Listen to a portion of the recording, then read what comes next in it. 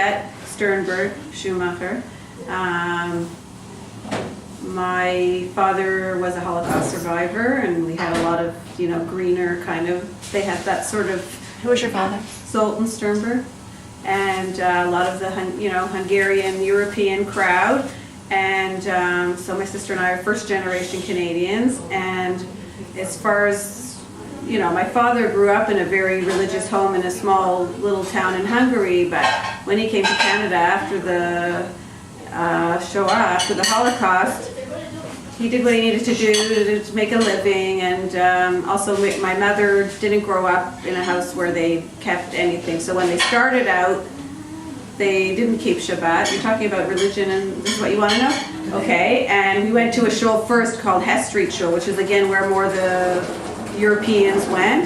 Still an Orthodox shul, and that was a important part of our childhood. We remember that. And then I don't know exactly. It's too bad my mother's not here, but I don't know exactly when we moved over to the Addis, but we did. And then my sister and I both went to the Hamilton Hebrew Academy. And Who was your sister? Shelley Sternberg. And so we had the Jewish education all along.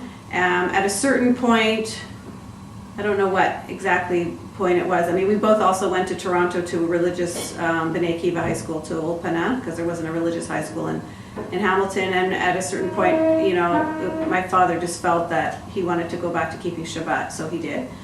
He had a partner in his, he had a business, and so he told his partner, I'm keeping Shabbat, so I'm not going to the store anymore. And I think also, our brought them to it. And but my father was going back to something that he knew, although his formal education in general was cut short because of the Holocaust. But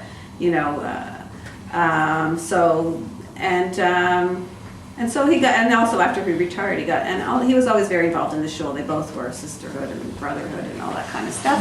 And my mother had to learn a lot from scratch. Right when she got married, she had to learn everything, but she never really stopped learning, and she's always been interested. And she even now just went to a course in Pardes. She was thrilled. Where was your mom born in? In France. Oh, okay. She was born in France. So they met after the war?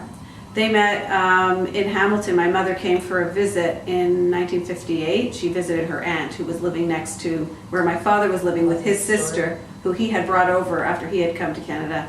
And there was a couple of grandmothers involved in getting one of them and getting my father to go over and borrow a cup of something, of sugar. I don't know what this. It's already family legend. And then they met each other, and then my mother ended up staying, and a year later her mother and father ended up moving from France to Hamilton. She was an only child, and they stayed in Hamilton for many, many, many years. My mother made Aliyah with my grandmother actually about six years ago almost. I don't know anything else. She would have loved to be here tonight. My grandmother. So tell me your Aliyah story. Oh, okay. So, I went to a B'nai Kiva. When we were younger, we also went to the NCSY things. We had groups, and actually we had groups in the afternoon with Rabbi Kaufman. He was really great, and we learned, and it was all social thing. It was very nice.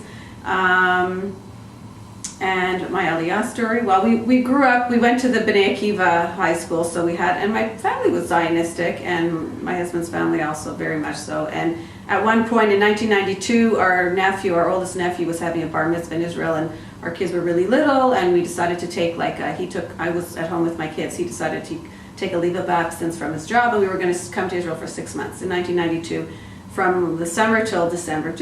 It wasn't it wasn't a pilot trip. I mean, in the end, it kind of did turn out to be that way. So we lived in Ramot and kind of ironed out all the kinks of what it was, all those things that like new Olim do, even though we weren't Olim, learn how to go to the supermarket and all that stuff. So, and then we went back to Canada, and then they hadn't kept his job for him.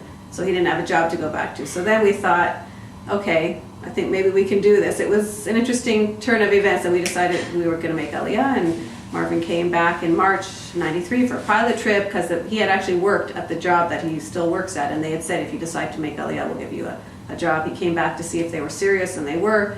And in August of '93, we moved here with 3 little boys, and we're still in the same house. We're in Malaya Dumeen. Yeah. And we used to go back quite a lot for visits, because my parents and my grandmother were still there. We used to go back like on Pesach and summertime. And my kids have very fond memories of that time. But we haven't gone back as much. So you live in, how far is Malaya Domain from here? From here, it's about a 40-minute drive when there's no traffic. So you came all this way just for I did. Because we're good friends, and Shannon that she wanted to be part of it. What? But you forgot something. You What did I forget? That you came for a year after high school. Oh, right, I also came for a year after high school, Because that's I true. remember you came to visit. I did. But that, that was pretty, a lot of, the year, the gap year, after high school, I did that too.